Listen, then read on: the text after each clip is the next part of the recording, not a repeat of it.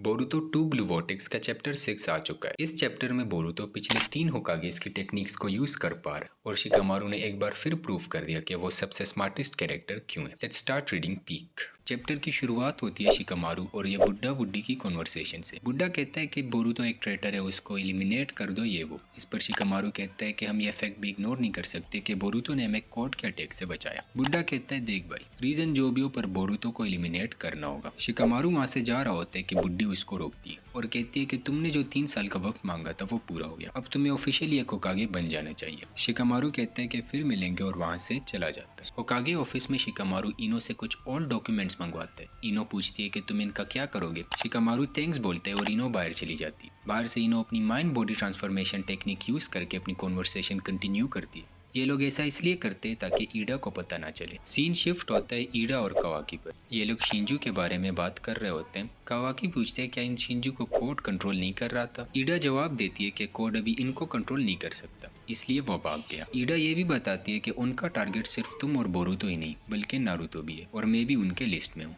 कावाकी frustrate होके पूछता है लॉर्ड सेवन क्यों, ये लोग नारुतो के पीछे क्यों पड़े। डायमंड कावाकी से कहता है कि सिर्फ 5 लोगों को पता है कि नारुतो अभी भी जिंदा है और उनमें से 2 क्रिमिनल है, बोरुतो और सास्के। उनका यकीन तो कोई करेगा नहीं, पर अगर ये शिंजू नारुतो को ढूंढते ढूंढते विलेज आ गए तो क्या सबको पता नहीं चल जाएगा कि तुमने झूठ कहा था। कावाकी उठकर वहां से बाहर चला जाता है। बाहर मित्सुकी खड़ा होता है। कावाकी बोलते हैं कि हर जगह मेरे पीछे घूमना जरूरी है। मित्सुकी कहता है कि तुम पर और ईडा पर नजर रखना मेरा मिशन है। अगर तुम्हें यह अच्छा नहीं लग रहा तो जाके होकागे से कहो, मुझसे। सीन शिफ्ट होता है बोरुतो, सारादा और सुमिरे पर। सारादा कॉन्वर्सेशन कैसे शुरू करे यही सोच रही होती है। इतने में सुमिरे पूछती है कैसे हो बोरुतो। बोरुतो कहते हैं ठीक हूँ और अच्छा लगा कि तुम दोनों भी ठीक हो। सुमिरे फिर पूछती है क्या तुम्हारा यहाँ होना सेफ है। बोरुतो कहता है टेंशन नोट, मैंने अपने चक्रा वेनिश करके रखा है तो डिटेक्शन टीम मुझे नहीं ढूंढ सकती, पर कावाकी मुझे सेंस कर सकता है इसलिए मेरे पास ज्यादा टाइम नहीं है। वो सारादा से कहता है कि मैं यहाँ तुम्हें अपने मास्टर के बारे में बताने आया हूँ। सारादा पूछती है क्यों, क्या हुआ। बोरुतो कहता है कि सास्के को 10 टेल्स ने एब्जॉर्ब कर लिया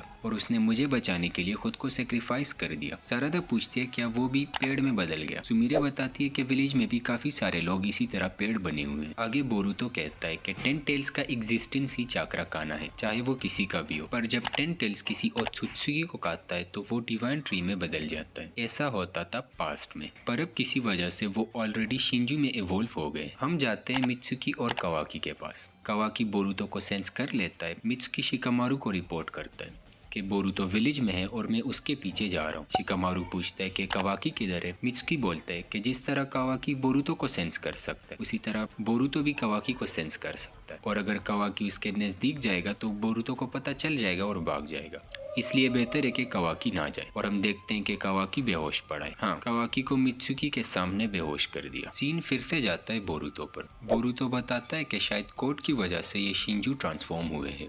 कोड भले ही ओत्सुत्सुकी ना हो पर उसके पास इशिकी का कारमा है और उसकी कुछ तो इन्फ्लुएंस होगी।